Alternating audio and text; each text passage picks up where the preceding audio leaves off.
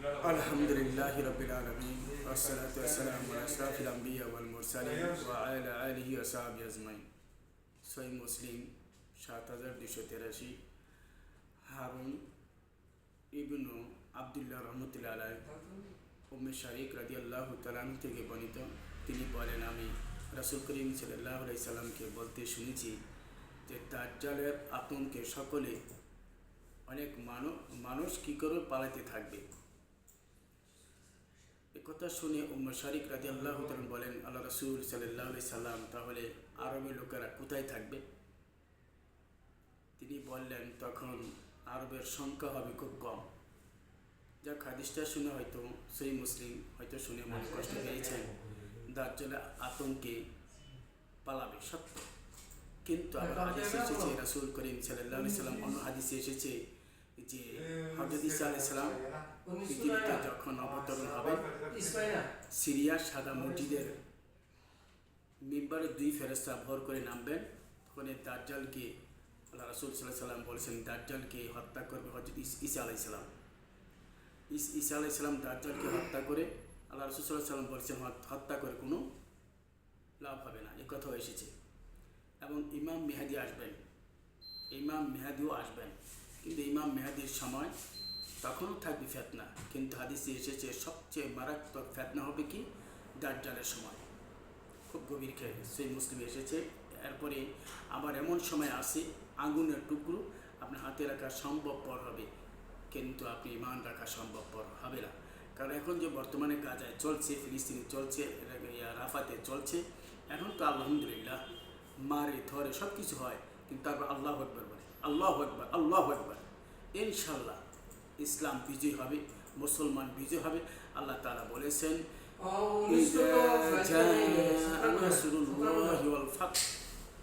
যখন সাহায্য অবশ্যই আসবে, খুব খেয়াল করুন, হতাশার কোনো প্রয়োজন নেই। আল্লাহ তাআলা বলেছেন, ওয়ালা তাহিনু ওয়ালা তাহজানু ওয়া আনতুমুল আ'লাউনা ইন কুনতুম মুমিনিন। যে হতাশা হইও না, নৈরাশ্য হইও না, আল্লাহ কি মুমিন হয়ে থাকলে আল্লাহর পক্ষ থেকে তোমার বিজয় হবে, তুমি বিজয় পাবে ইনশাআল্লাহ। ফিলিস্তিন, রাফা, গাজা সব ইনশাআল্লাহ কি বিজয় হবে।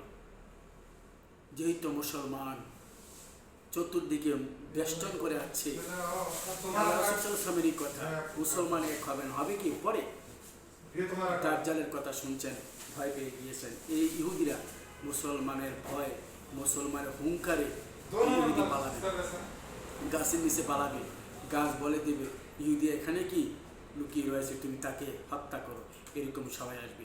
ভয়ের কোনো কিছু না।